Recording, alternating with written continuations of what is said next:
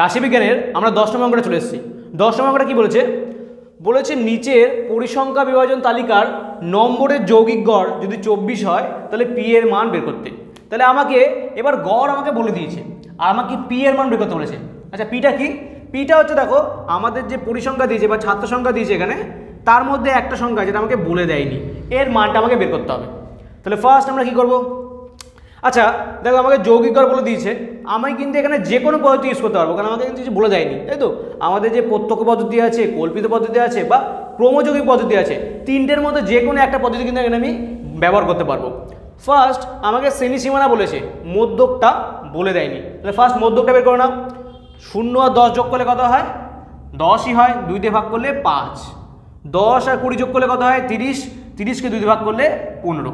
তাহলে আমরা জানি শ্রেণীর সীমানা থেকে মধ্য কী করে করতে হয়? দুটোকে যোগ করতে হবে আর 2 দিয়ে ভাগ করতে হবে। দেখো এবার এই দুটোর মধ্যে গ্যাপ কত পেলাম? 5 আর 10 মানে 5 আর 15 মানে 10 করে গ্যাপ আছে। তাহলে আমি 10 করে বাড়িয়ে দিই। এটা কত হবে আমার? 25। এটা হবে 35। এটা হবে কি আমার? 45। তোমাদের বলেছি তাই তো যে মধ্য কী করে বের করতে হয়? দুটো বের করবে, তারপরে কিন্তু গ্যাপ ধরে করে ফেলবে। এবার আমি এখানে প্রত্যক্ষ পদ্ধতি ইউজ করছি, তাই জন্য এক্স আর এফআই গুণ করতে হবে। তো গুণ করে দাও। 15 দিয়ে গুণ করলে 5 5 আর 25, 2 5 কে 5 6 7 75। 15 দুগুণি 30, 0 ছিল আগে। 35 আর 25 গুণ করলে কত হয়? 35 গুণ 25, 5 5 আর 25, হাতে 2, 3 5 আর 15, 5 দুগুণি 10, 25 2 27, হাতে রইল 2, 3 দুগুণি 6 7 8, কত হবে? 875। আর দেখো 35 আর পি গুণ করলে কত হবে? 35 পি হবে। আর 45 আর 10 গুণ করলে কত হবে? 450। বোঝা গেল? তাহলে এক্স আই আর এফ আই আমি পেয়ে গেলাম। এবার আমাদের কি করতে হবে? এবার আমাদের summation of f I x I বের করতে হবে। তাহলে এক্স আই এফ আই এটা বের করতে হবে, আর বের করতে হবে সামেশন অফ এফ আই। বের করে ফেলো। এবার যখন যোগ করবে একটা জিনিস মাথায় রাখবে, এই পিটা বাদ দিয়ে বাকিগুলো যোগ করে ফেলবে, ঠিক আছে? তো বাকিগুলো যোগ করো। 5 5 10, 0 বসাও, হাতে রইল 1 2 2 2 4 4 আর 3 7 8, কত আসলো? এটা 80। পিটা বাকি রয়ে গেছে, তাহলে এখানে বসিয়ে দাও প্লাস পি। তাহলে সামেশন অফ এফ আই কত পেলাম? 80 যোগ পি। সেম এখানে যখন যোগ করব, এই হচ্ছে গিয়ে 35 পিটা বাদ দিয়ে বাকিগুলো যোগ করব। 5 5 10, 0 বসলো, হাতে রইল 1 7 আর 1 8 8 আর 7 কত হয়? 15 15 আর 5 20, হাতে রইল 2 2 আর 3 হচ্ছে গিয়ে 5 5 আর 8 কত হয়? 13 13 আর 14 কত হবে? 17। আর আমাদের 35 পি বাকি রয়ে গেছে, এটাও বসিয়ে দাও। বুঝে গেল? Summation of x i f I বের করে ফেললাম। এবার আমরা যেহেতু প্রত্যক্ষ পদ্ধতি ইউজ করছি, তাহলে প্রত্যক্ষ পদ্ধতির সূত্রটা ইউজ করে ফেলবো এবার আমরা। তাহলে আমরা লিখতে পারি, কি লিখতে পারি? আমরা জানি প্রত্যক্ষ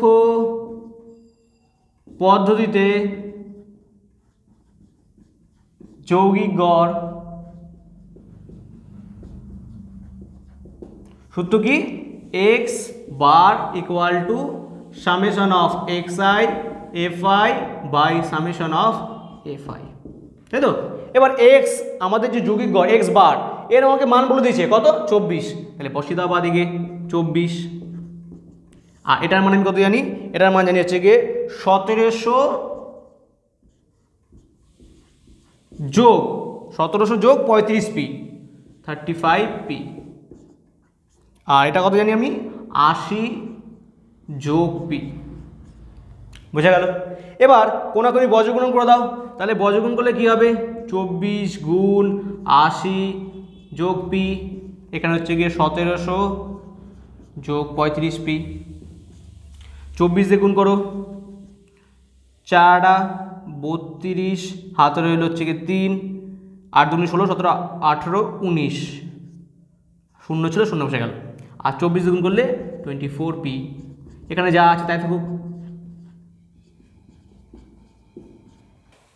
এবার আমরা কি দেখতে পাচ্ছি?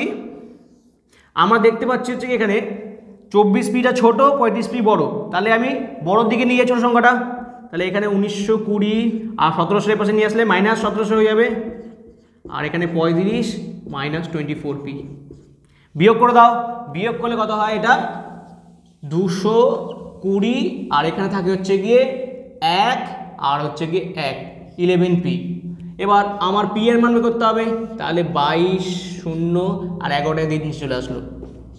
আমি 11টার দিকে গুণ ছিল দিয়ে আসলে ভাগ হয়ে যাবে, তাহলে আমি পি এর মান পেয়ে যাবো। ব্যাস কাটাটি করো, 11 দিয়ে কাটলে 11 দুগুণী 22, তাহলে আমি কি বলতে পারি পি সমান সমান 20।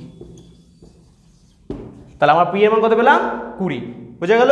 যখনই এরকম ধরনের অঙ্ক বলবে তখন তোমরা চেষ্টা করবে প্রত্যক্ষ পদ্ধতির মধ্যে করার, ঠিক আছে? কারণ প্রত্যক্ষ পদ্ধতি হচ্ছে কি সব থেকে সহজ পদ্ধতি। এইভাবে তোমরা হচ্ছে কি সূত্র ফেলে দেবে আর আমাদের যৌগিক গড় যদি বলে দেয় মানটা বসিয়ে দেবে, কোনো গুণ করলে কিন্তু আমরা পি এর মান কিন্তু পেয়ে যাবো।